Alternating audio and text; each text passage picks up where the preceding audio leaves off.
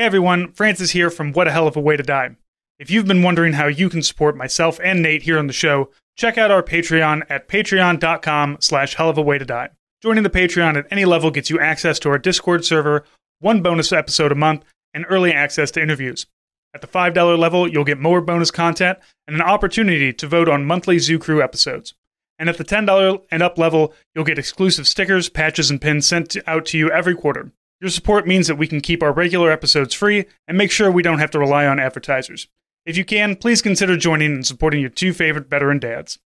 Glory, glory, what a hell of a way to die. Glory, glory, what a hell of a way to die. Glory, glory, what a hell of a way to die. He ain't gonna jump no more. Hey everybody, welcome to another episode of What a Hell of a Way to Die. It's Francis, and we have with us another journalist, Steve Beynon. Steve has been on the show many a times to bring his military.com authoring to us to kind of expand on some things and go more in depth. Steve, how are you doing today? Yeah, awesome. Thanks for having me. How you doing today? I am fantastic. It is sunny but cold here, so which is perfect March weather for the Midwest. Yes. I got the dreary DC weather today, so it's a good day to be upset about the Army. Yeah, all my coworkers up in Michigan apparently are under 2 feet of snow, so it could always be worse. That sounds like a nightmare. Yeah. So Steve, I'm bringing you on to talk. You got a couple of articles that I wanted to go in to dive into, and we'll get to our one about officers first. Mm-hmm. So we have you have a couple of articles here about an Army 4-star who pressured a panel to help a career of an unfit officer, and then he ends up getting suspended. So you're still in, right? Are you part-time or are you out? Yeah, part-time boy in the Guard. Yeah. So you understand having to write your own NCOER. Yeah, and for the non-commissioned officer record NCO Evaluation report, yes. So it's a wonderful thing that you have to fill out, and usually your first line leader says, write down your accomplishments rather than them writing it down, because more than likely your first line leader doesn't know shit about you. And that is, look, your line leaders also have things going on. You also got to really fudge it in the Guard, because mind you, like your work, the average Guardsman works probably like 55 days a year, which is not enough to fill out a whole thing of accomplishments. So there's a lot of you gotta fudge that thing. Yeah, my NCOERs for my deployment are great. And then everything after that is just like, we have this equipment that's worth $40,000 that none of it has gone missing. So I'm going to put that down, I guess. Hey, he showed up. Nothing was stolen. No one got killed. Good to go. showed up on time and didn't piss off the officers. That is more helpful than you can imagine. Most qualified. Yeah. So we have a 4-star here, General Hamilton, who is the commanding general of the U.S. Army Material Command. And what is that? Is that quartermasters? What is the material? Yeah, AMC. Think of it as basically the people who run the logistics for. We've actually talked a lot about barracks. So a lot of people that run, construction logistics and stuff like that. So they're in charge of making sure things go to places. Mm-hmm. Now, we have in the past had a lot of generals come under a lot of fire, Petraeus being one of the big ones, who did not, I believe, see any real punishment happen to him, right? Like he was giving secrets to a reporter that he was also banging. And then, now he golden parachuted himself out of the Army and is working. I don't know. He's probably on 7 different boards, making a shit ton of money, not doing anything. So why is this guy different? Yeah. Why is Hamilton different? I mean, other than I am going to point out that General Hamilton is black, so that might have something to do with some of this. I don't know. But that always, when I see somebody getting punished for something that no doubt is incorrect, but to come under an investigation and be retired from relieved from command is a pretty big thing that I would think okay, this guy is charged with sexual harassment, which we see happen a lot. And then they're given the option to retire or leave without actually getting punished. So what's going on that's different here? Right. So there's a lot of things that are true at the same time. So Hamilton right now is suspended, and he could potentially be. So suspended basically just means you're not kicked out. We're going to look into some things, but why don't you just stay home for a little while? And, he's getting paid and stuff like that. But what's remarkable here is this stuff just doesn't happen with 4-stars. The last 4-star I could find that was outright fired by the Army. Now, mind you, Hamilton hasn't been fired yet, but the last one I could find was the guy who ran TRADOC in 2005. And then, McChrystal effectively had a forced resignation, but technically wasn't fired. But what Hamilton did was he potentially subverted the process which the Army picks commanders, particularly battalion commanders. These are arguably the most consequential picks the Army makes, because battalions are where the Pentagon's big picture hits the troops on the ground. That's that kind of traffic cop right there. The Army's, for the last couple of years, they have this thing called the Battalion Commander Assessment Program, or BCAP is the acronym, because we always need an acronym. And it's a multifaceted approach to, it's not whether you get promoted, you're still a lieutenant colonel, but are you fit for commands? And they go through multiple tiers. Obviously there's a physical fitness test. We always got to have that, right? One weird fact about that, they videotape that one in case there's discrepancies over form. I've never seen, I'm sure other places videotape fitness tests. I've never seen that before. And there's just other processes, but the big part is this interview. You do an interview with 5 randomly selected generals, and they go through a lot of painstaking processes to make sure this interview is as objective as possible, and they get rid of the nepotism. No system is perfect, as I've talked to a lot of senior officers over the past couple of weeks about this, but there are a lot of believers in this, in how this interview is run. The generals don't know who they're interviewing. They don't know their name. The candidate's just a number to them. They're behind a curtain, so presumably it's much more difficult to tell their ethnicity. And they don't even know their resume. They don't know the branch they're in. So think about maybe 3 out of 5 of generals on that panel. They're 82nd Airborne boys. They're tight. They don't know you're airborne too, potentially, and be like, oh, you're one of us. Maybe you get 3 airborne infantry guys on the panel. They might respect the female transportation officer a little less, but they won't know she's a transportation officer. And that's sort of the anonymity. And these generals, this panel, they're picked just hours before the panel starts.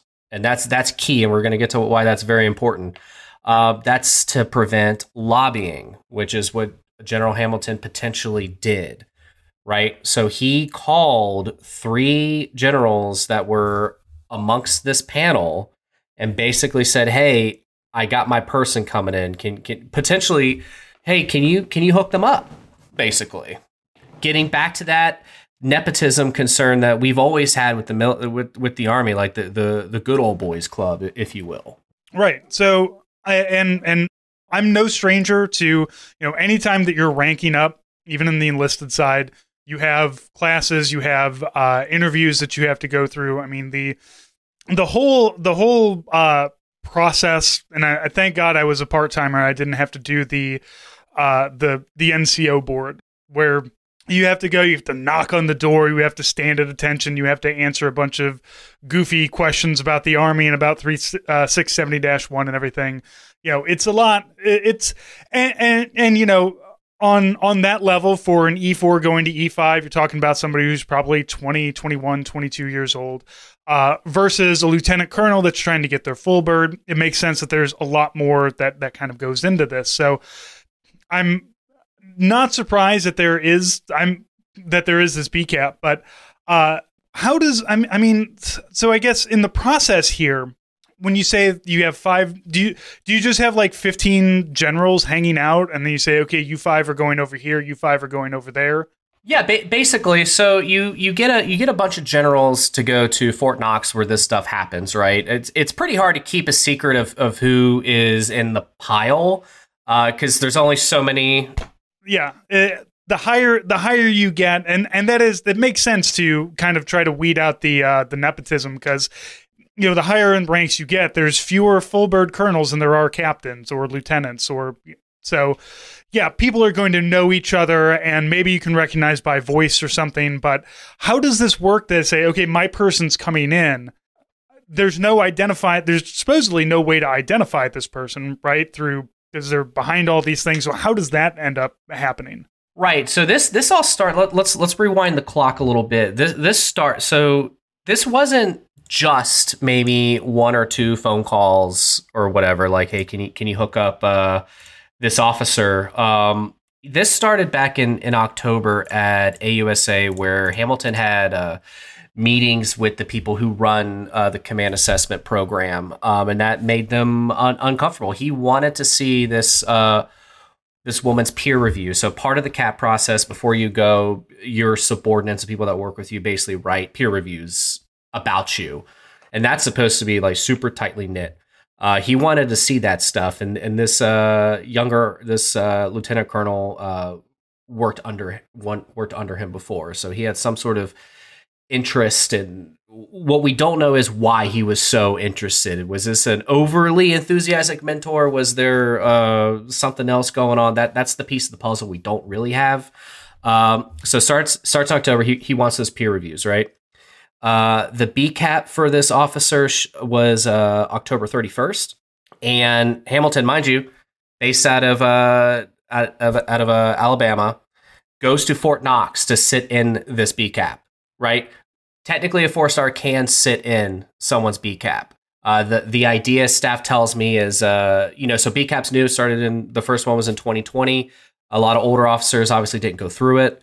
So the idea is, hey, you should see this process because your mentoring officers coming up. You should see what this looks like, right?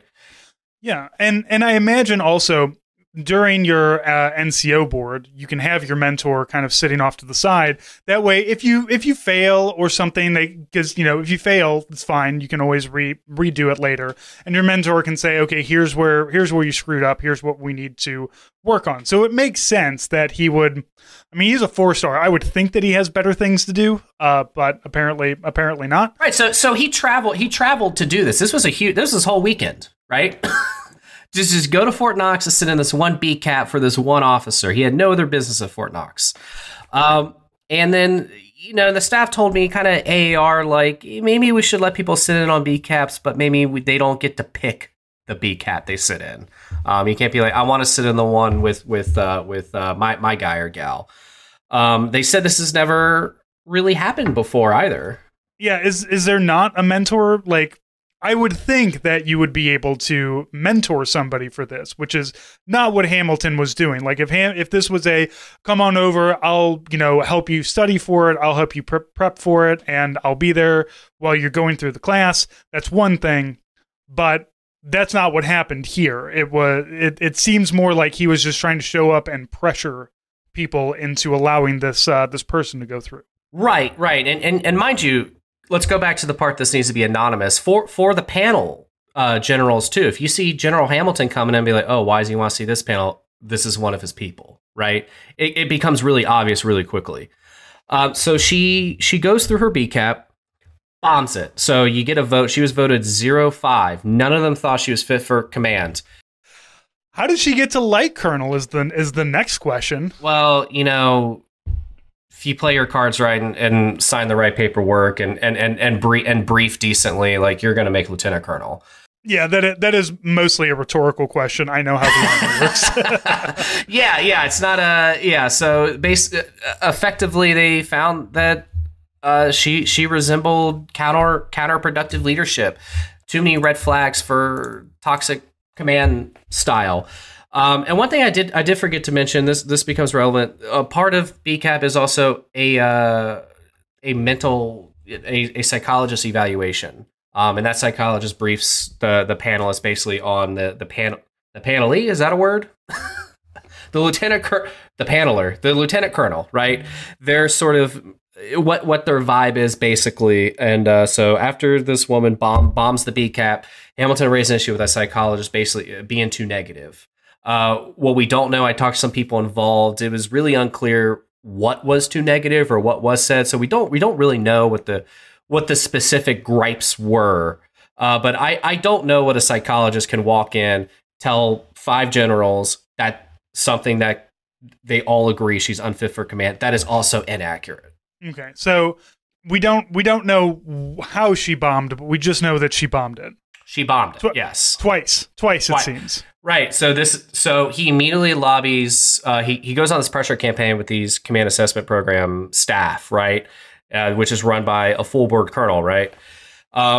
And let's give this full bird, his name's Colonel O'Brien, some credit. It's really hard for a 4-star to come down on you and say, "Hey, bro," right? That's a lot of stars crushing you, right? What he does, though, this is the jujitsu move he did. He chronicled everything, wrote a memo, timeline the whole thing, right? And I've been talking to sources for months, and I did get this memo eventually. And it checked out. I talked to a ton of folks, and basically when I found the memo was the last thing I got for this reporting, like it probably 2-3 days for the story published. And I was like, oh shit, everyone told everything. It matched my timeline with some minor discrepancies that are not relevant really. So he lobbies for a repanel, which isn't done. You're supposed to wait a year. That is what the Army reg says, barring like the ceiling falling down, right? Electricity going out, right? But you can't repanel because you didn't like the results. She got a second panel. It was signed off. And they lied to her and they told her there were technical problems. Technical problems. I guess standing in a room talking to people. Right, which I asked some folks, I'm like, what technical problems could there have been? And they're like, the Wi-Fi going down doesn't really impact. You're right, yeah. So it sounds like she's not really in on this necessarily. The lieutenant colonel, if they're straight up lying to her about it too. Yeah, and this is why there was a lot of going back and forth of whether we should name her in the story, and why I'm not naming her now is I found no evidence of wrongdoing on her part. I don't know if she was in on this. I had no reason to think she was. I've seen nothing. No one has told me she asked for this, that she talked to Hamilton. I don't even know she knows this was happening.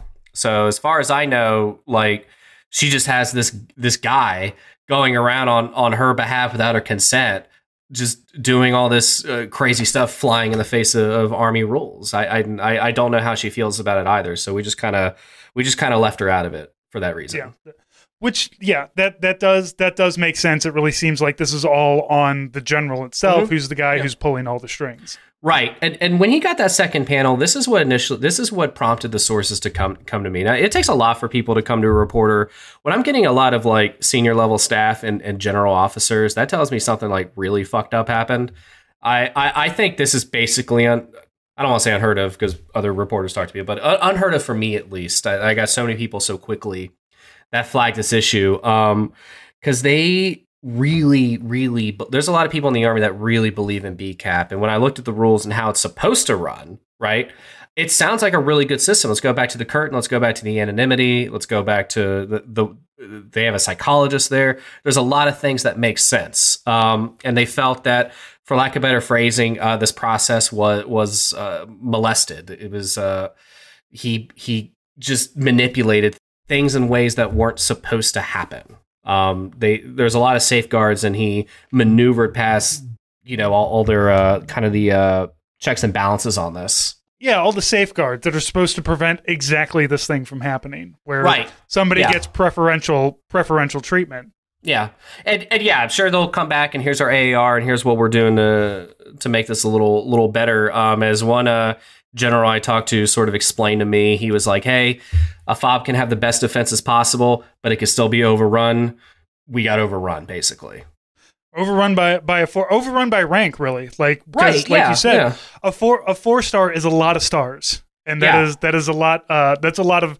There are not many 4-star generals currently. No, yeah. You get them. You get those stars flying around. I understand. Yeah, exactly. And this is one of those, like, the unfortunate thing that happens in the military a lot. And I read about this all the time, is somebody saying, I noticed something was wrong and fucked up, but instead of saying something, I kept my mouth shut because I didn't want to get fucked up because of it.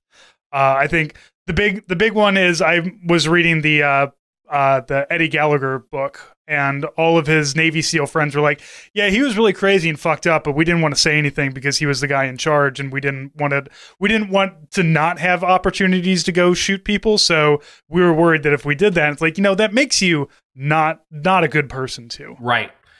And so she goes to second BCAP 2 days later, bombs it again.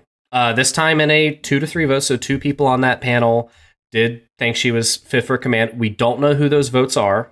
And between panel 1 and 2 is when Hamilton was making his phone calls to people that were on the. We only know of 3 of them. That doesn't mean there were only 3 phone calls made. Those are 3 generals who decided to raise their hand and say, hey, I got a call that made me feel very uncomfortable. This raises a lot of other questions, which how many people got phone calls and didn't say anything, right? I doubt the only 3 people that got calls happened to be. I doubt there was a 100% reporting rate. I'm sure. For you could always guess there's probably 2 to 3 times as many. And these guys, and so you had generals coming directly to you to report this stuff? They initially reported it to Cap staff. That's how we know who was contacted. That's part of that Colonel O'Brien who runs it. That's part of his memo. Like, hey, here's the people, and his list matches with the list I had before I saw it. So I'm very confident those 3 names are in the story. So I mean that checks out. So this is the lobbying. This is the nepotism. This is breaking the process. And I found no evidence this was an over enthusiastic mentor. I don't think. Let's go back to that 05 vote that she was unfit for command. This isn't. Hey, she had COVID, had a bad day, or something like personal in her life came up, or this. I don't think this was a situation of they caught her on a bad day. I feel like I could. I want to go through BCAP. I feel like I could just see what happens. I think I could get a couple generals on. Look, I am, in my 40s. I'm perfect. Mm-hmm. I'm the perfect age to be a lieutenant colonel. I can stand. I don't know. Like, that's the thing. If they're going to ask me questions about what do you do, like for a hot weather injury or something, I can kind of fudge my way through that. But I am curious as to what the questions come through here to be like, yes, you're fit for command, because I'm pretty sure that I could do command without being insane about it. So it really wonders, because as somebody who, as you said, so far does not seem to have any involvement in this whatsoever herself, but how are you this bad that like 5 generals are like, no, don't let this person be anywhere near command, like on your first way out? And as far as military.com is concerned, you're allowed to be a bad officer, but as far as I know, she didn't hurt anybody, break anything, or you're allowed to suck and be delegated to a desk. Absolutely. I'm okay with that. But here's the twist of the whole thing. Bombs the second one, and Hamilton is trying to get the results the whole day, right? And this goes back to, we don't think she was involved at all, because her BCAT was over at noon, right? He was calling and texting people all the way till 9:30 at night. Figure this out, which tells me she didn't tell him. So she didn't tell. So he found out that she bombed before she even told him. I don't know when he found out. I just know he was reaching out to staff for the entire day, from morning till 9:30 at night. Trying to raise people and just say, hey, and I'm really curious, did you get any like idea what the content of those phone calls were? That's something I had to keep out to protect who talked to me and who didn't. Yeah. Fair enough. Well, my curiosity though is, how does one say, hey, I've got somebody who's coming back through. Here's how you get around all of these safeguards that you have to say, oh, that's that person. That's the person that Hamilton asked me to be nice to. So how do you, what is the thing that Hamilton will say to say, here it is. It's the only woman who's going to be there, or it's something like that. And it's good. It's good to keep in mind, Hamilton is a pretty soft-spoken, pretty reserved guy. I don't think he's a mobster grabbing people by the neck, throwing them against the walls, saying like, you gotta help my colonel out. And like any good lobbyist, you don't do quid pro quo. You don't really say it directly. You're just, I'm a 4-star calling you. Maybe we talk about baseball for 10 minutes, and then like, oh hey, how do you think this person's going to do tomorrow?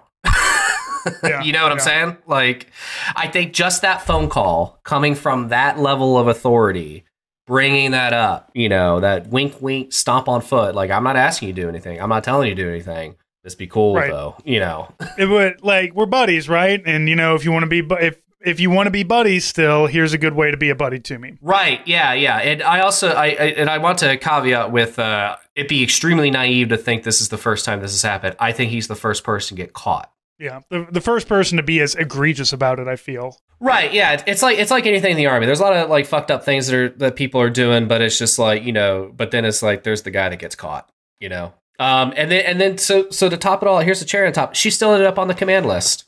We don't know how that happened, and after my story, she was taken off the command list. Okay. Yeah.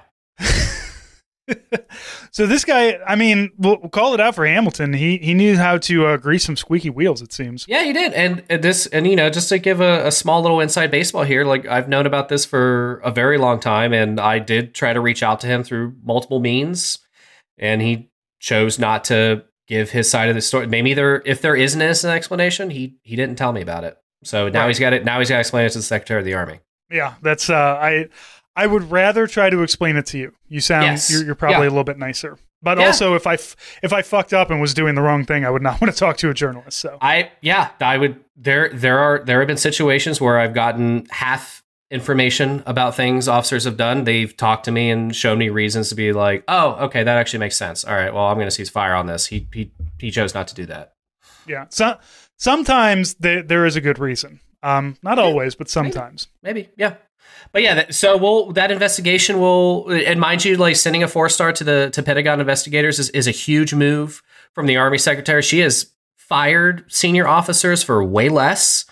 So we'll see what they do. I think, barring some revelatory piece of the puzzle that nobody knows, including this, the folks I talk to, it's really hard for me to imagine how his career survives here. But let's also reality check here. 4-star, knows a lot about the Army, has otherwise been a good boy.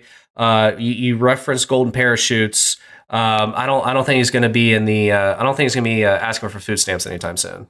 No, he's not going to the stockade. He's going to be at the worst. Yeah, he'll be at the worst forcibly retired as a 2-star instead of a 4-star. He'll get a little less of your tax dollars for the rest of his life. Yes, yeah. So maybe he can only afford one boat, instead of 2 boats. So I am sure that there will be plenty of panels for him. Let's talk about another investigation. This one popped up yesterday. A picture of Special Forces soldiers wearing Nazi patch triggers Army investigation. From the 20th Special Forces group, there's a picture of a couple of ODA guys doing their good shit. And one of them had, when you zoom in on it, very, very fuzzy, it looks like it is a patch that is the Africa Corps, right? It's the palm tree, it's the Rommel's palm tree, and it used to have a swastika in it, but instead it's a Totenkopf, which, it's not as obviously Nazi, but if you were in the military and you study any amount of World War II, it's still pretty Nazi. Right. Skull crossbones, very cool, right? But this is a very particular skull crossbones. Right. You don't accidentally plagiarize this when you're designing your morale patch. Yeah, this is 2 things. This is this Nazi patch is cool, but it's too Nazi-like, so we need to bring it down. I'm going to Google skull and crossbones. Oh, look, this other thing came up, and it's also Nazi-ish, but it looks cool, so we're going to slap it all together. Not a great idea. And because this is a morale patch, I'm sure that multiple ones have been created.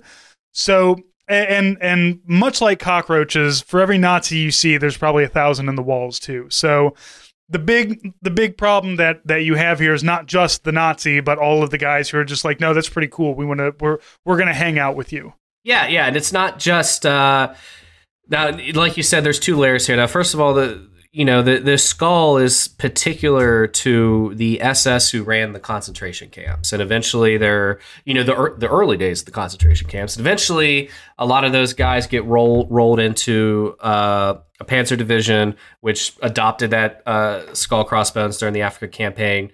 And so that's where you get the palm tree. The rank and file Nazis, they had the palm tree with the swastika. They had the palm tree with they brought their skull from their camp days. So that's how you know it's a twofer. It's not just I found the skull, cross, and bones, and maybe it's just been in circulation and nobody knows. That's fine. But then you have it's the same palm tree. Like this is on purpose. Like come on.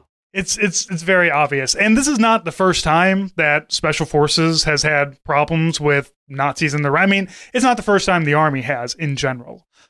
So the Special Forces group, I know that Navy SEALs have had this problem too. Of course, when you have a group of mostly Christian white males who the last like multiple years of their training has been you're the best of the best and you're the sheepdog guarding the wolves and nobody will ever appreciate you the way that you should be appreciated. I'm not sure how that translates into being a Nazi, but for some reason it does. There's definitely a Venn diagram. I haven't quite nailed it yet, but military.com has done a lot of coverage of extremism in the military. And basically, what we found is, military people and veterans no more or less likely to be involved in extremism, but they're much more likely to be targeted for recruitment. And once they're in these groups, their force multipliers are obviously inherently more dangerous with their training. And then they get out and they take that training back home to their Nazi buddies, which has always been one of the big concerns. Like not just Special Forces, but it has been known that people like these nationalist groups will join the military, join the infantry, spend 4 years getting a bunch of training, and then come out and be like, okay, here's how you do small squad movements, and that is very valuable information. Like if you are going to be a violent group, to know how to do these movements, because there's a reason why the military is very good at what it does. It's because we practice and we've specifically figured out how to do all these things the correct way. So. And that's all well and good when you're at war, but I don't want the Nazis in central Missouri learning this shit. Right, yeah, and I think people undervalue their military training. So the Oath Keepers on January 6th, they use the military planning process, right? They understand the needs for communications, reconnaissance. Did they have an OODA loop? They did have an OODA loop. Fuck yes. I want to see the January 6th OODA loop. Holy shit. So just it doesn't sound like much, right? Like, go, recon, just go the place you're about to attack before you attack it. Like that sounds like no shit. But like the military planning process is not something just your Yahoo's going to necessarily think about. And just the basics of combat. You don't need to be a Green Beret, door kicker, operator, cool guy. Just understanding like, hey, when I move from point A to point B, my buddy at point A needs to shoot at the cops while I move to point B, the whole cover and move. That's not something that is... It's not intuitive. Yeah. So just the most rudimentary training is extremely dangerous in any sort of attack or against police or anything like that. Yeah. If you got like 8 guys who are very well trained to work together with small arms, they can really fuck up a place, especially a place that is not, it's not a military hardened area. Every once in a while you will see an active shooter incident, like the one that was recently in Russia, by ISIS. Those guys train. They know kind of what they're doing. And like, look, Russia is bad at everything, so it's not surprising that they didn't really catch these guys. I don't think they've caught them yet. And I'm not surprised. Like, so I saw somebody saying, like, why didn't the special forces show up? Like, well, I think if you read anything about Russian special forces, they're not there to make anything better. Well, they're at Ukraine, not at the opera. Yeah, exactly. The idea that these guys would be okay with this, and as I said, the fact that everybody else is okay with it, the fact that this guy's NCO didn't come over and say, snatch that shit off of your head before I snatch it off for you. Yeah, and you got to think, like, I can totally buy someone, I don't know, saw the patch and just thought it looked cool, and you got like that's totally fine and understandable, but you got to imagine, like, these people are supposed, like, the Special Forces mission is to understand culture and stuff like that. Like, this isn't like if this was a 22-year-old guy that just bought a thing to look cool, but he was walking past NCOs and officers all day, no one said anything. That didn't stand out to like a single, which tells me one of two things: it's either accepted or they don't know things. And then here's kind of I love cherries on top. So I got the statement from Big Army saying this is bad, right? Of course, right? There's conflicting statements. Whoever runs the third group Instagram account responded to somebody, basically, this is someone on the internet saying, hey, what's going on with the Nazi stuff? And they said that wasn't a Nazi patch. They said it's a third group patch being taken out of context. Which my question is, well, so was it not a 20th group guy? Which doesn't matter. Let's who gives a shit if it's a 20th or third group guy? What's the context that we're missing here? And I really want, like, okay, that if the context would be show us a very clear photo of the picture so that we can know, or of the patch so that we can know what's going on. Because what we have is a grainy, zoomed in, and if it was just like, oh shit, yeah, at a distance that looks like a Nazi thing, but if you open it up, you can see that it's, it's a happy clown face eating ice cream or something. Yeah, I mean, Big Army did say, like, yeah, that's a Nazi patch. Yeah, we're gonna take care of this. Right. So and I didn't see any 1940s German uniform, so it wasn't a reenactment. Yeah. And RIP to that poor PAO that really fucked up there. That's not a it's taken out of context. You just say nothing. You say fucking nothing. Well, you don't say it's taken out of context without giving the context. If there's a this goes back to Hamilton. If there's a good reason, you need to say what the reason is. Right. Because people are accusing you of being a Nazi. Right. And if somebody was just like, hey, Francis, you have this picture back there that makes it look like you might be a Nazi, I would no, here, look, it's my clown eating ice cream picture. I don't know why you'd think it's a Nazi thing. If the Nazis had a clown eating ice cream brigade, I will take it down. I did not know. And, also when it comes to this patch, when people were posting it, clearer images of what it was representing, I am, again, I recognize a Totenkopf. I did not recognize the palm trees or anything. But again, somebody should have. And if the military is trying to be as forthcoming as they claim to be about the, wanting to root out extremism in the military, there needs to be some kind of classes that say, look, it's not just a swastika is easy. Everybody knows the swastika, bad, big old cross through that. But then you've got the Sonard, or the rising sun one that's got the multiple lightning bolts, or you've got something like this. It's like, these are all things that are like splashed on every Nazi website out there because they love this shit. Put it into a PowerPoint and just be like, look, if you see this, this is the problem. Here's everything, much like I just had to get my my driver's license renewed. So I had to do the thing where you look into the thing, you do the eye exam, you say, yes, that's a stop sign, that's a merge sign. We need to have something like that for, and just NCOs in general. Like every time you hit, you get your E6, you go to, your advanced leadership course, at least for 25 minutes, we need to have and this is what Nazis look like, by the way. This is what it is. And then you get to an issue, we could have an 8-hour podcast on how they move to different iconography. So a great example, Confederate flag bad. They've moved to thin blue line flag, which is just a giant dog whistle. I mean, I know we support cops. I'm like, I like cops too, whatever, man. But that's not what this is. You know what you're doing here. You're being cute with it. You know what you're the same person flying the thin blue lines flag. We're talking about Venn diagrams a lot here. Big Venn diagram of the same person who would fly Confederate flag, and the same person that has a lot of issues with statues being taken down. You know what I mean? Right. Much like with the bridge collapse in Baltimore, and then you have people saying the DEI elected mayor of Baltimore. It's like, oh, black. You mean black? They want to say the N-word, but they're saying D. They really want to. But it's DEI now. Yeah. All right, so Nazi bad. Don't wear Nazi anything on your stuff. Don't be special forces. That seems to be the real problem. Okay, so finally, we've got one other article here for you that I wanted to talk about, and we've discussed the plight of the average soldier with housing and with dining facilities and things like that. And it seems like a lot of dining facilities have moved over to this like kind of snack bar at the airport kiosk thing.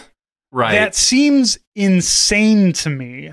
So explain. So let's go back, because again, I'm an old soldier and I haven't eaten in a dining facility in over a decade. So I don't know how bad things are these days for the people who are like active duty and having to eat. I've talked to the Hots and Cots app developer.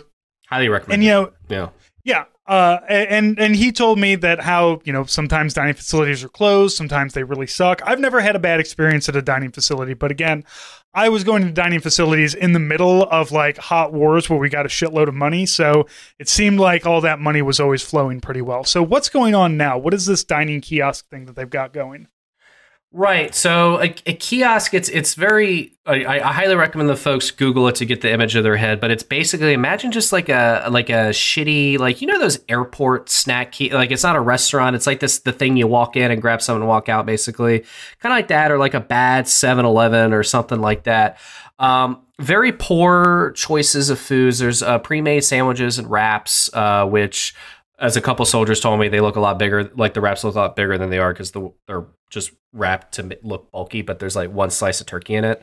And then just like soda and Nesquik and a lot of snacks, which I'm not trying to be the health food police, but just a lot of really unhealthy foods. We actually did the nutrition math, and to get the amount of protein the Army recommends in a day, which is about 0.6, 0.7 grams per body pound. So for the average male, it's about 130, 140 grams.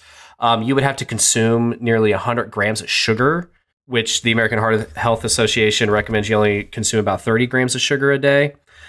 So these are really unhealthy food choices. I know Private Joe doesn't give two fucks, but... Well, but this is the health of the food, though, is an important aspect very important of this because dining facilities have struggled with that a lot. Where so you've got your short order line where you can get a cheeseburger and French fries, or you've got the regular spot where you can get whatever is on the menu.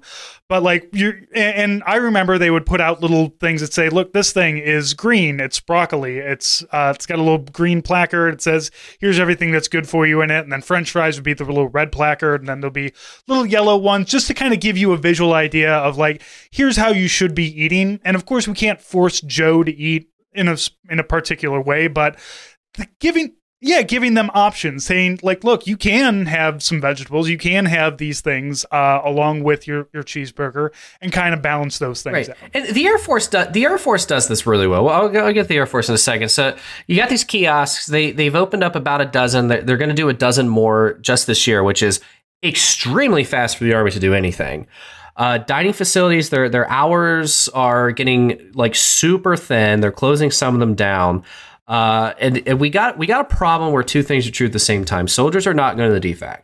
DFACs are not populated, and the Army has a really tough time spending the money to keep them open, right? But, and here's the but they suck, right? Why am I going to a crappy DFAC? In a lot of situations, DFACs are really out of the way for soldiers. You have to walk far. They don't have cars. Fort Cavazos has actually started to do this. They've had some public transportation they've started recently, and that's actually increased the traffic at DFACs. But broadly, going to them is a pain in the ass. The food, the rotations are repetitive. The food's not very good. So they got these kiosks, right? You only need 3 people to man them instead of 40. It's grab and go, but the kiosk options, they're extremely limited. They're unhealthy. They're repetitive. So the Army, they've done a lot with health and fitness the last decade. Look, we've talked a lot about the PT test, which most people agree is a much better PT test. It's much more comprehensive. It's motivated people to work out in different ways. They've done a lot with like recovery. I went to a drill sergeant recovery center in Jackson. They have those $20,000 cold plunge tubs for them, which is awesome. Wow. Yeah, and like saunas and a yoga studio. Like it's rad, right? So the Army's done a lot of stuff on the physical front that they haven't quite nailed the food front. This was a huge priority for the last Sergeant Major of the Army, Grinston. He was like, I want protein shakes everywhere. I do want the kiosk, but that needs to be just like an option, not the thing, right? And so this is where we're at. We have this weird situation where no one goes to the DFACs, but the Army's not investing in them, right? And they're investing in kiosks, which just it's not where you want to be when it comes to nutrition. It's really great if you're just like, I'm in and out, I'm getting a crappy wrap, I'm going to do this like once a week, whatever. But it's just not a good daily option at all. You can't live off that crap. Yeah, look, we all have had the tornado lunch. You know, where you go, you hit the AFES, you grab a roller dog in a tornado, and you move on with your day. Perfectly acceptable. But having something like that as your only option, yeah, that really. And as you said, like the problem becomes like, well, they suck, so nobody wants to go to them.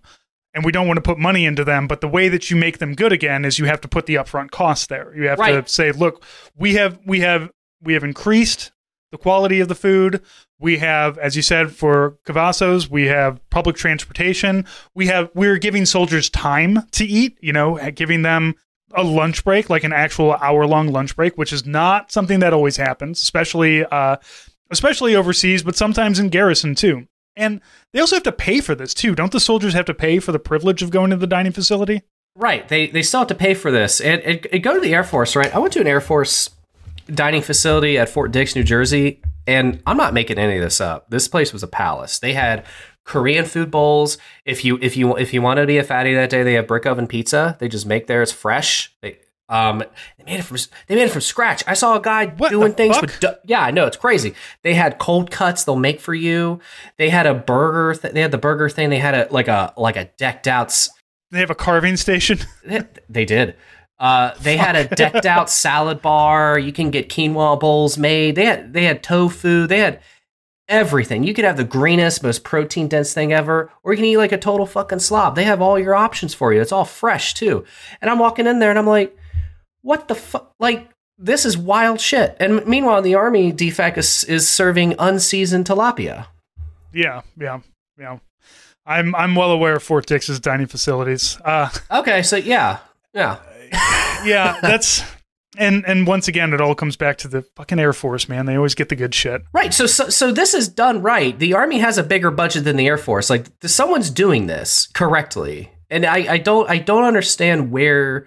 That's the part of the puzzle I haven't quite figured out yet. I think kiosks makes a lot of sense as a supplement to a food issue, but it cannot be the food solution. No, and it seems like they're leaning way too heavily on this. And again, it's going to create the same cascading problem of nobody's going to want to go there. I'm not entirely sure. So do you have to opt in to be able to eat at a dining facility, or is it just you? No, it's automatic. That money's taken out. The Army's like, no, we're taking that money, whether you use it or not. Yeah. Which again, like, if you're making the soldiers pay for it, how are you going to tell me you don't have any money? Like, if Yeah. So and you get this issue of just unhealthy food being the only option. I know Joe is just going to drink 3 bangs a day and chew tobacco and eat tornadoes, but you need to give them the option. Some of them do care, and you get this issue where soldiers are overweight. There is a harder PT test. I do need Joe to clear an obstacle, right? You can't tell me you have a problem with soldiers being fat and you're feeding them garbage, right? And not giving them any better options, and not giving them like food.